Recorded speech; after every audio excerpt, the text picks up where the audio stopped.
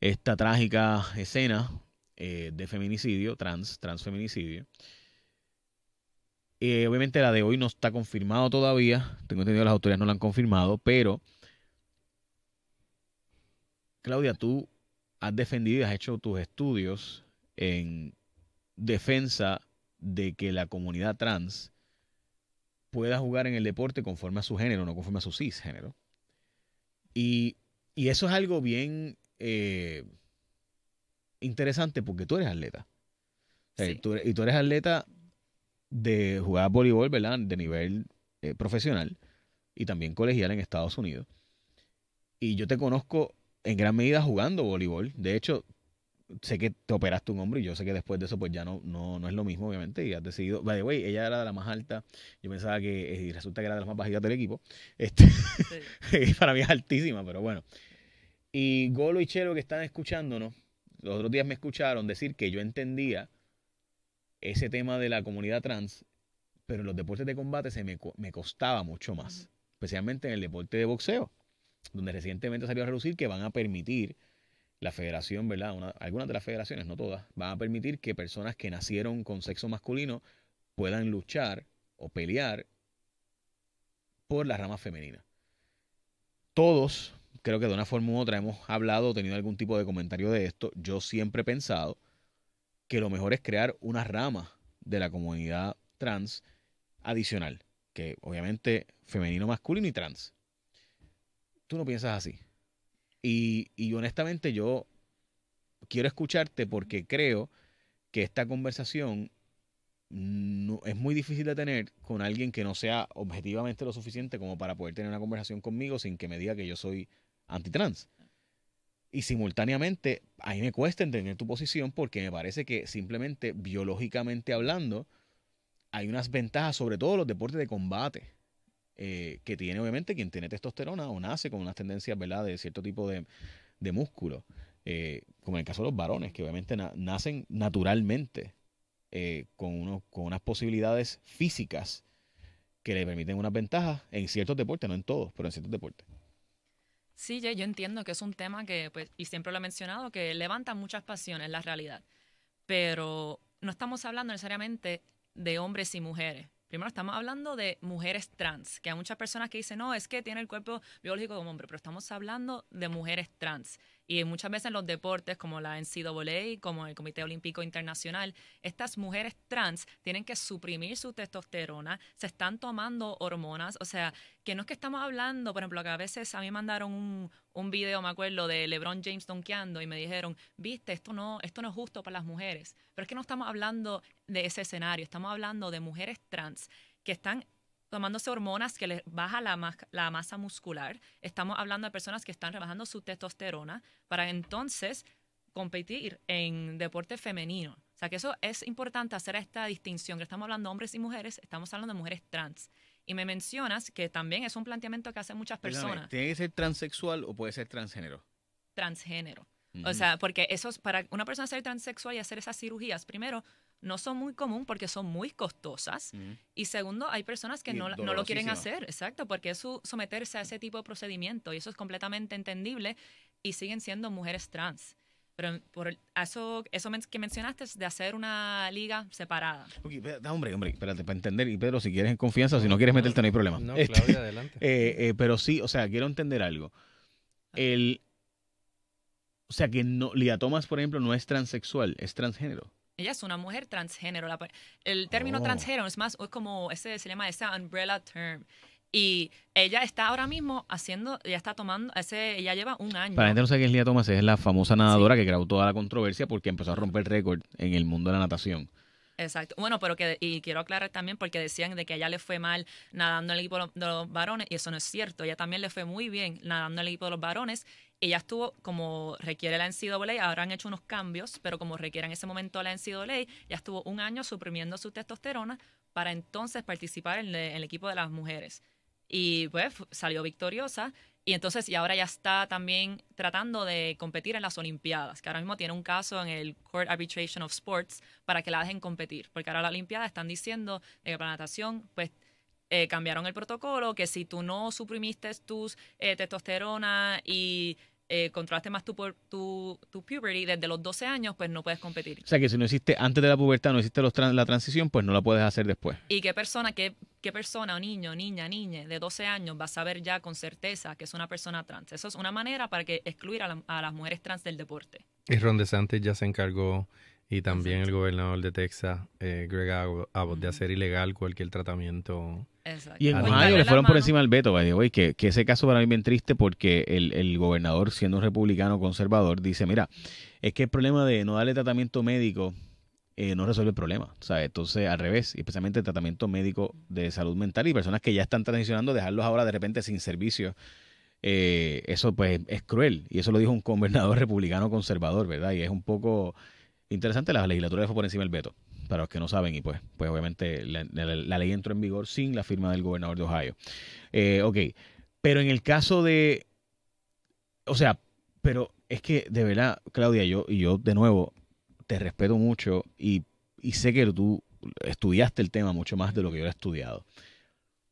Pero de verdad, ¿tú no piensas que es una ventaja competitiva que tiene una persona que nació del sexo masculino cuando juegue la rama femenina? Hay varias cosas ahí, Jay. Primero que todo, pues para mí una mujer trans es una mujer, punto.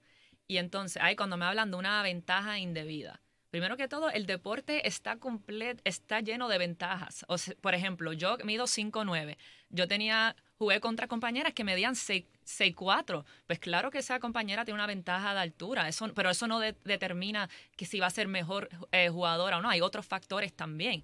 Y en este caso, que si hay mucha preocupación de que, bueno, porque si la persona que se le asignó el sexo varón cuando nació, pues puede tener más músculo, más testosterona, pues hay muchas mujeres trans que están de acuerdo, como Lia Thomas, que lo ha verbalizado, que ella no tiene problema en que haya cierta regulación, de que ella pues se le suprime la testosterona, y con eso lo que trae, que ha rebajado mucho la masa muscular. Y hay un consenso en la medicina que entre atletas élite lo determinante es la testosterona. Y eso es lo que pues ahora mismo la NCAA ha permitido, aunque ahora en el 2022 cambiaron un poquito las regulaciones, pero para el tiempo que estaba Lia Thomas nadando en la NCAA, esas eran las reglas que tenía.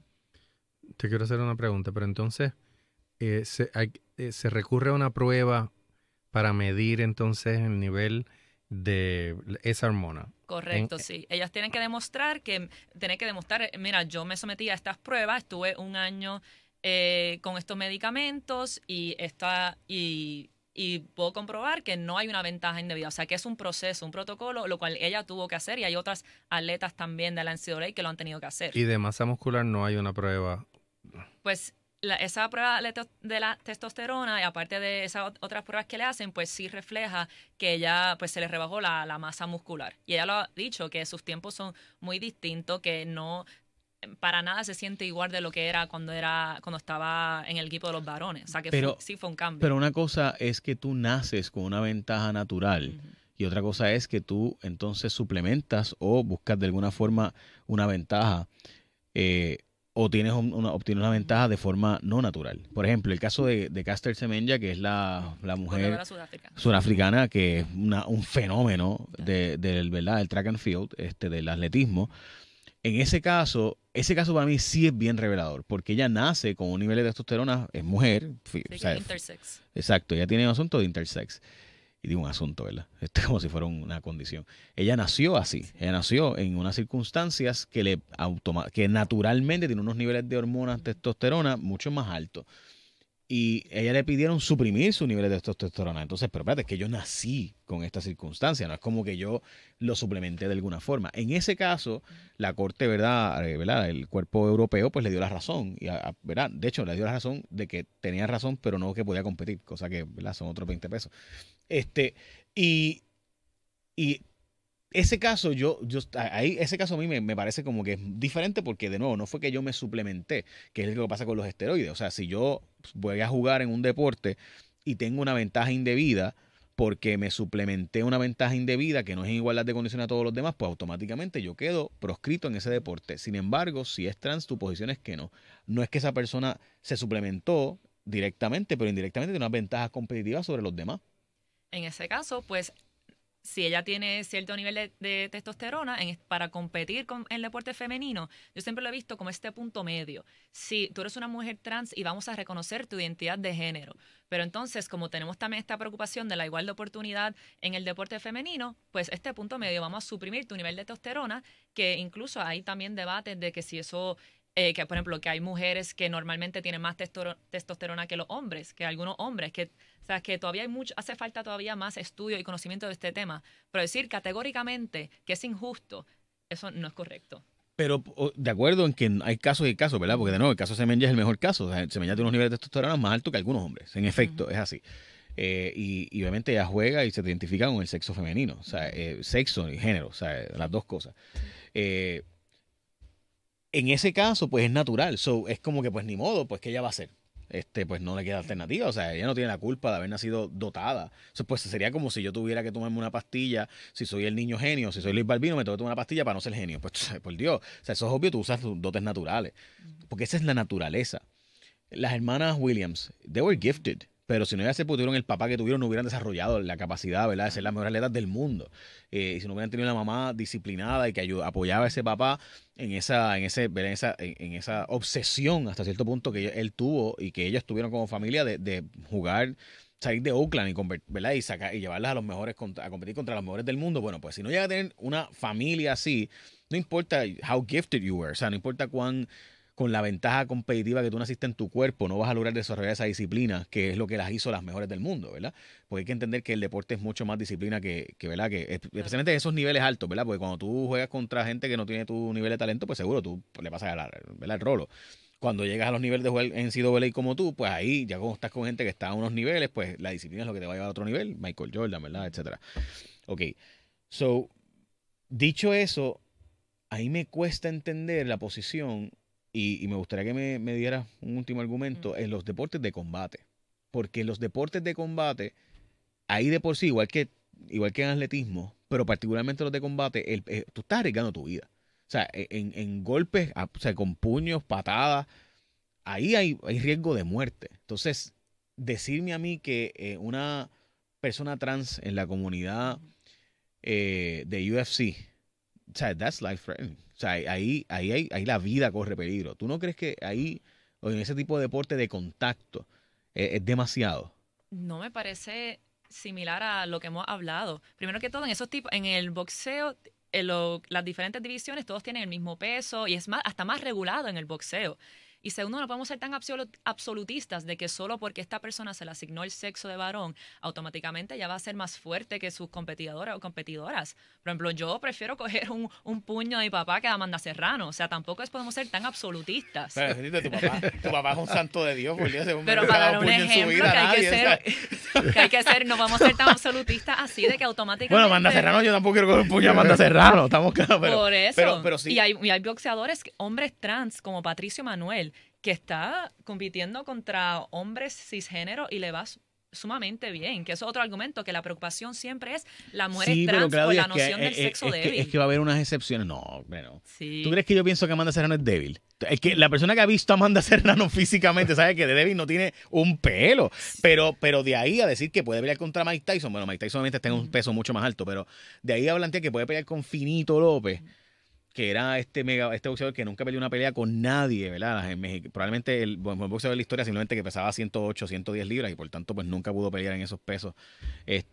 Pues, tú sabes, yo no puedo, o sea, es que no puedo compararlo, pues la fortaleza física que tiene este varón es simplemente... es demasiado en comparación. Pero para eso mismo está esa regulación de las diferentes hormonas. Ya cuando una mujer trans empieza a tomarse hormonas, le baja la masa muscular, le empieza a crecer más tejido mamario. O sea, el cuerpo cambia y se vuelve más a la par de que lo que una persona dijera, un cuerpo biológicamente mujer. O sea, hay un cambio. No estamos hablando, como te mencioné al principio, no estamos hablando de hombres contra mujeres. Estamos hablando de mujeres trans y el proceso en el que ellas se someten para que su cuerpo físico sea a la par de su autoconciencia interna y su identidad de género. Ok. So, tú no tienes ningún problema en que mañana venga una persona que se identifica a sí mismo como trans, pero que nació con el sexo masculino, y y que es una persona cisgénero, ¿verdad? Toda su vida y de repente empezó a tomar hormonas por los pasados 1 año, 4 años, ¿no? Es la nueva medida. Pues la nueva medida cambió un poco, pero la nueva medida de NCAA ahora se los da la autoridad a los deportes, Ujú. como el Sí, federalismo que la le da los federación. poderes a los estados, pues así. Pero anteriormente, cuando estaba Lia Thomas, pues era 1 año de supresión de hormonas, que fue lo Ok, que ella pues hizo. por eso, si una persona que es cisgénero, Ujú. toda su vida, de repente, en 1 año, empieza a tomar hormonas, tú no tenías problemas en que te sustituya a ti en el equipo de voleibol. Es una mujer trans y si juega mejor que yo, si jugaba mejor que yo en mi equipo de voleibol, es mi compañera de equipo, es una mujer y por lo tanto, Aunque pues se ha sí, identificado toda su vida como cis, con su cisgénero, o sea, masculino.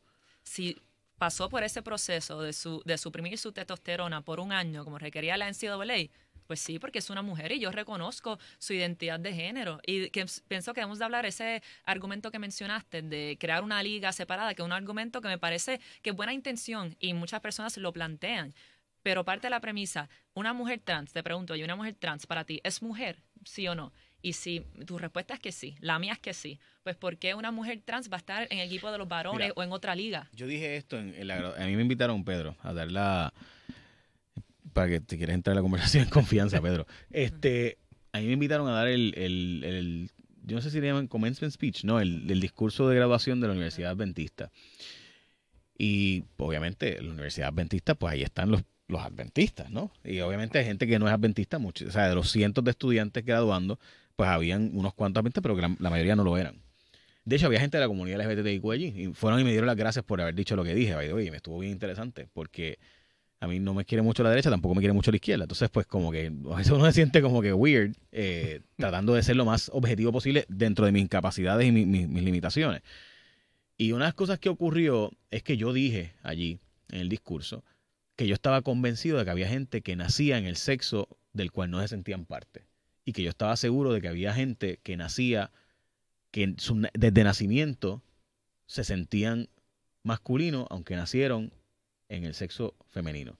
Y lo mismo a la inversa. Y yo estaba convencido de eso. Y que el Señor nos ha llamado a nosotros, los que somos creyentes, a no ser juzgadores de esa persona, sino a abrir las puertas de la iglesia. Y decía yo en ese discurso, y yo estoy convencido de que Dios nos hará entender en su segunda venida, ¿verdad? Para los que creemos en una segunda venida, nos hará entender muchas cosas que hoy día para nosotros son paradigmas imposibles o incluso enigmas. Obviamente eso causó que mucha gente de la iglesia le molestara mi comentario. Pero yo estoy convencido de eso. O sea, yo no lo digo por checkmark. O sea, yo estoy convencido porque si tú estás dispuesto a cambiar todo tu cuerpo, suprimirte hormonalmente y hacer todos estos ajustes en tu cuerpo pasando por unos dolores terribles, tú tienes que estar convencido de lo que estás haciendo. Que ese es mi problema por otro lado con la promoción y publicidad del tema como si fuera algo tan simple.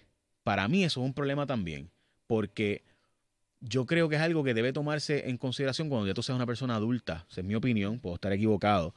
Porque eso de tú tomar hormonas, cambiar tu sexo, cambiar tu cuerpo, antes de tú ser una persona adulta, antes de tú pasar por todos unos procesos que la vida naturalmente te lleva, es brincar unas etapas que, o sea, yo no puedo entender cómo a los 14 años decirle a alguien, corta tus partes de tu cuerpo, toma estas hormonas, porque es que simplemente tú todavía no sabes quién eres. Yo no sabía quién yo era a los 14 años. O sea, entonces eso es tan difícil. O sea, decirme a mí que eso está bien. Y obviamente hay cuerpos a nivel global, psicólogos y psiquiatras que plantean que ya a esa edad es razonable empezar con tratamientos hormonales.